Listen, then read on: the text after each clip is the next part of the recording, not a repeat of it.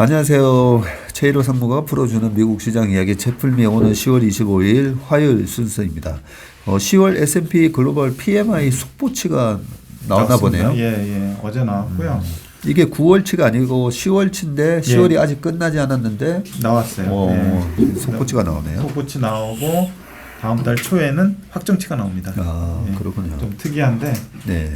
S&P 글로벌에서 발표하는데 원래는 마켓이라는 기관이었는데 S&P 글로벌이 인수를 했습니다. 그래서 예전에 마켓 PMI였는데 S&P 글로벌 PMI로 이름을 바꿨습니다. 그렇군요.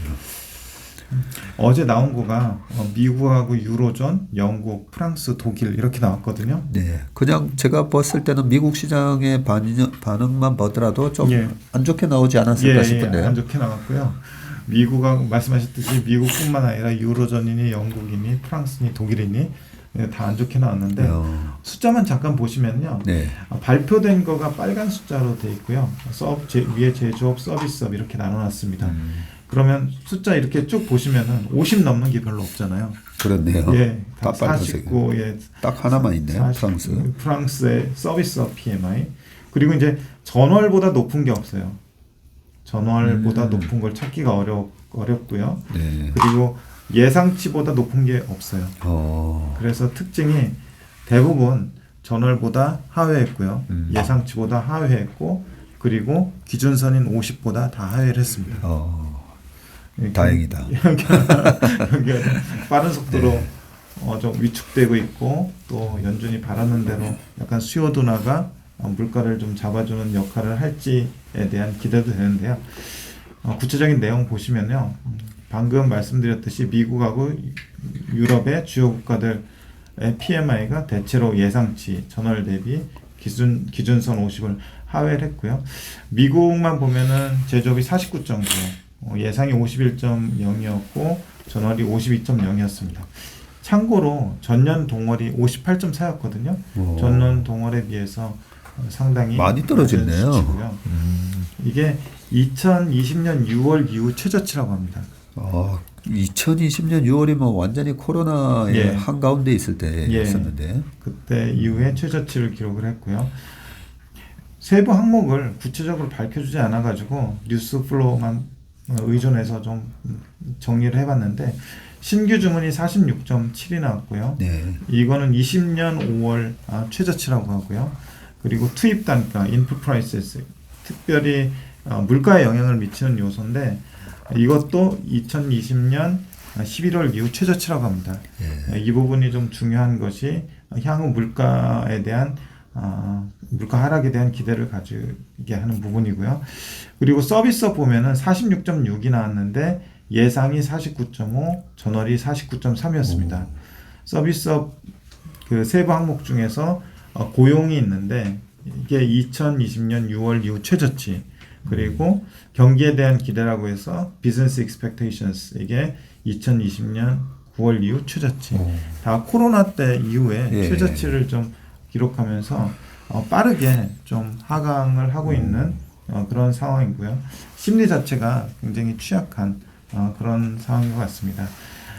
이 S&P 글로벌 이라는 기관의 이코노미스트 코멘트를 보시면은요, 미국의 경기 둔화가 진행되고 있는 가운데 경기 전망에 대한 자신감도 급격히 꺾이고 있다.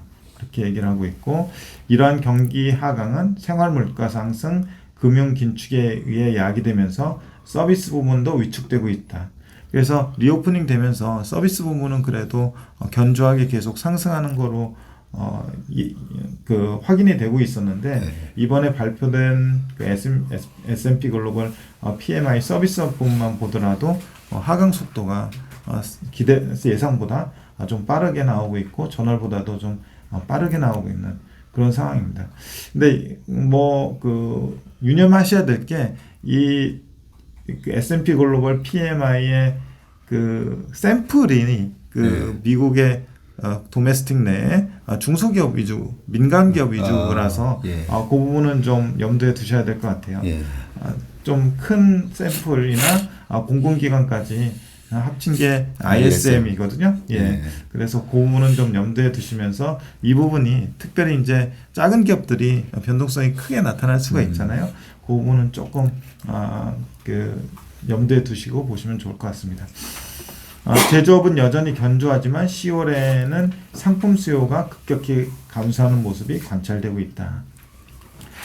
기업들은 향후 수요 감소에 대비하여 원자재 구매를 줄이고 있다. 이렇게 나오고 있고요. 예. 그러니까 이제 공급망 차질이 있을 리가 없죠. 예. 공급망 차질이 완화되고 있고 달러 강세가 계속 유지되고 있으니까 수입 물가 부담을 줄이는 데는 도움이 되고 있다. 이렇게 나오고 있고 식료품, 에너지, 임금 등으로 인해 서비스 물가 압력이 올라오긴 했지만 그 속도는 빠른 속도로 둔화 중이다. 그래서 서비스 쪽의 물가 상승 압력도 요거만 보면 조금 시간이 가면서 둔화될 것으로 예상이 되고 있고요. 제조업과 연결해 보면 소비자 물가도 분명히 몇 개월 후에는 둔화될 것 같다. 그리고 서베이 결과에 따르면 4분기에는 경기 둔화 리스크가 증가되면서 물가는 그래도 둔화는 되지만 여전히 높은 수준은 유지가 될 거라고 얘기를 하고 있는데요. 네. 제일 마지막에 결론적으로 수요 둔화가 물가 상승세를 완화시켜주는 명확한 증거들이 나오고 있고 특히 금리가 계속 상승하면 향후 몇 개월 후 물가는 하락하게 될 것. 이런 식으로 나와 있고 밑에 필요하시면 원문 참고하시면 될 것 같습니다.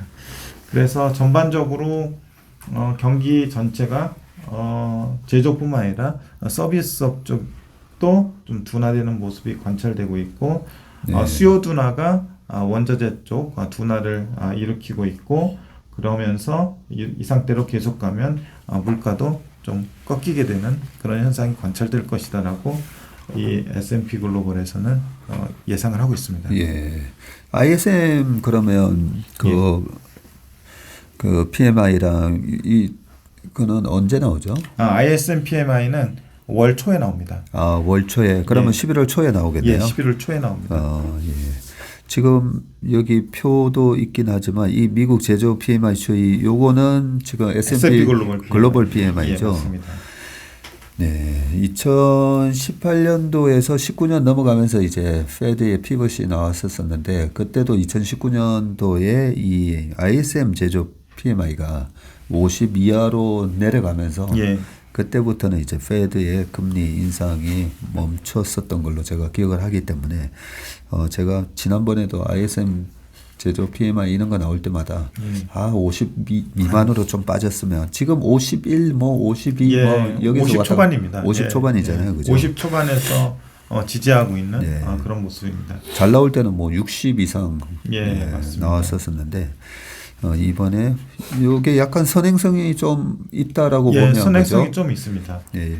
그 방향성은 똑같고 방향성은 비슷하고 이게 변동성은 좀 심하고요. 네. 예, 그렇기 때문에 아마도 그 이번에 나오는 ISM PMI도 약간 비슷한 방향이 되지 않을까 싶습니다. 예.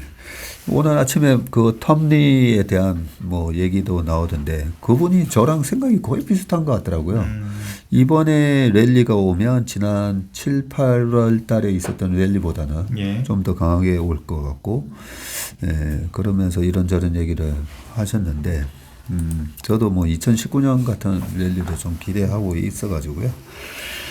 앞으로 요 데이터들이 페드에 또 영향을 주는 제롬 파월의 그 데이터, 예. 그 데이터 의존한다는 그 데이터 가장 중요한 게 이런 PMI 지표들인데 어떻게 되는지 계속 좀 잘 체크해 주시길 바라겠습니다. 예. 네, 오늘도 최일호 성무님 수고 많으셨습니다. 예, 고맙습니다.